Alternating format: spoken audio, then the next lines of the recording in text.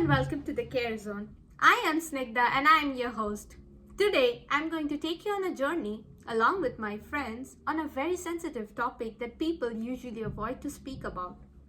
Well, how are we supposed to fix something if we cannot address that issue openly? Well, stay tuned and we will be right back.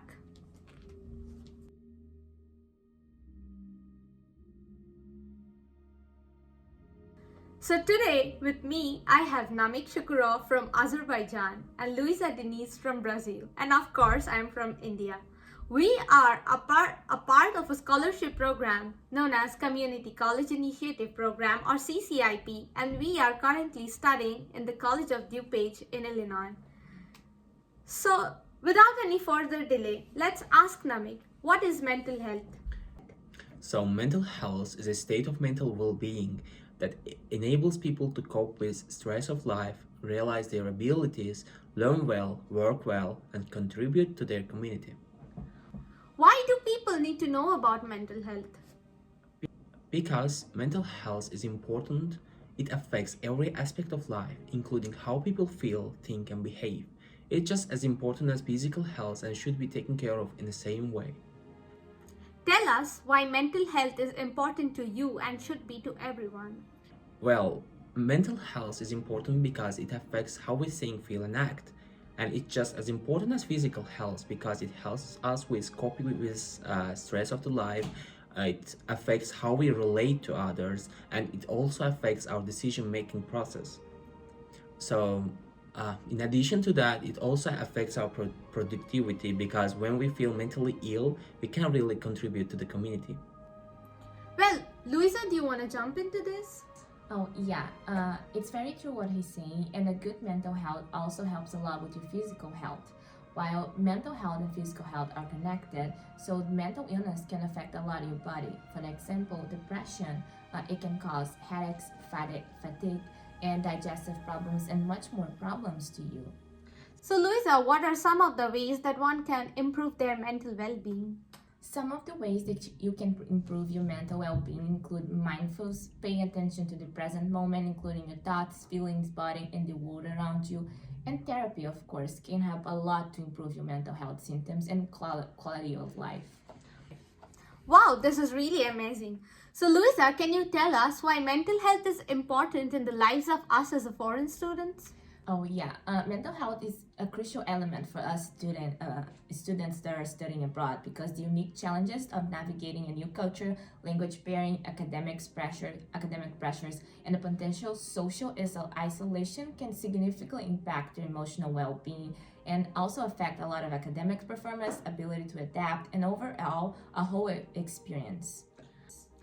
Wow, I think these are some crucial aspects. We usually skip those, and I think this is not only foreign students but the students that stay here. They also face some mental illness or they are coping up with their mental health because sometimes it's really hard with their jobs or the assignments they have or with family issues. So I think it's not only the foreign students but also the students that live here. So Namik, can you tell us some of the key reasons that why mental health are important for students? Yeah, sure. Let me start off with cultural shock. So, adjusting a new culture, customs, and social norms can be overwhelming and leading to anxiety and depression, especially when there is language barriers. Difficulty in communication can create feelings of isolation and frustration, impacting social interactions and academic performance. Because in here, most of the students trying to adapt a new education system, as well as they try to make connections, make friends. But when language is a barrier, it's really hard for them to deal with that stuff. And of course, homesickness, being away from family and friends can trigger feelings of loneliness and longing for home. While dealing all of this stuff, it's really hard to focus on your academics, as well as you have new academic expectations, and it can contribute to your mental health issues. So Luisa, what can we do to bring change in these situations?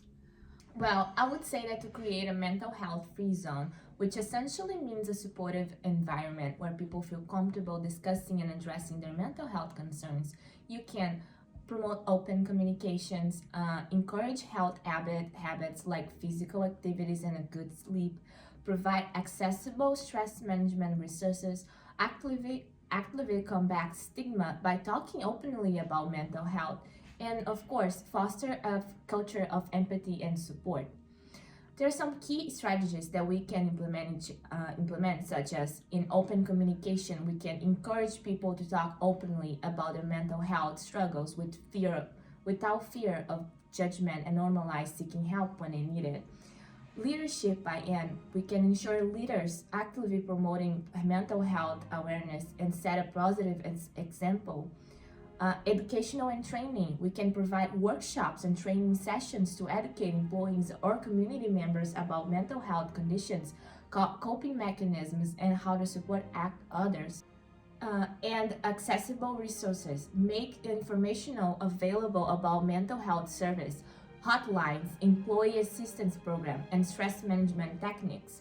Healthy lifestyle promotion, we can encourage healthy habits like regular exercise, balanced diet, sufficient sleep, and relaxation techniques to support mental health well-being. Something that helps me a lot is doing yoga every week. Empathy and active listening, foster a culture of active listening and empathy where people feel heard and understood when sharing about their mental health concerns. And reduce stigma, challenge negative stereotypes about mental illness, and actively work to destigmatize seeking help. Support groups, we can facilitate opportunities for people to connect with others facing similar challenges through support groups. Flexible work arrangements, consider offering flexible working hours or remote work options to help manage stress and personal needs. Some important considerations: tailor approach, adapt strategies to the specific needs of the community or workplace. Regular evaluation, like monitor the effectiveness of initiatives and make adjustments as needed. Confidentiality, like ensure the privacy and confidentiality are protected when discussing mental health concerns. Also, when I'm interviewing the people, I have a documentary about international students and what they experience in the US, and they often mention that the roommates affects people a lot, because when you have like responsible, when you don't have responsible, accountable, and people who you can trust, when you don't have that kind of people around you, it's really make it harder to cope with everything. Because let's say you are like away from your family, there's no one can help you here if you don't have any connection. Roommates are the first person who you want to reach out when you are in trouble. And the thing is that yes, they expect. The thing is that when the thing is that when you are in trouble and you can't really ask help from someone, it becomes a really big issue for you, because it affects your overall experience in the US and as an international student. And I know people who left US because of that.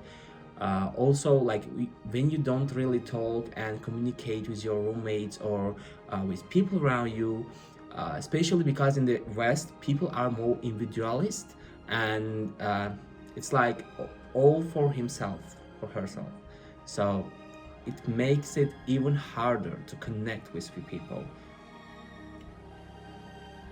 I know.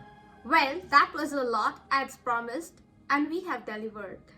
However, we will not be leaving you alone and not knowing what to do if you are facing these situations. Therefore, if you need to reach out to any person, you can reach out to the College of DuPage Counseling and Advising Department at 630-942-2259 or stop by the Student Service Center, SSC, room 3200. You can also reach out to National Alliance on Mental Illness, also known as NAMI. These resources are available for any students at absolute no cost. Well, a big thank you to our guests, Namik and Louisa. Thank you so much, guys. But as for me, as your host, Snigdha, this is all for today. Thank you.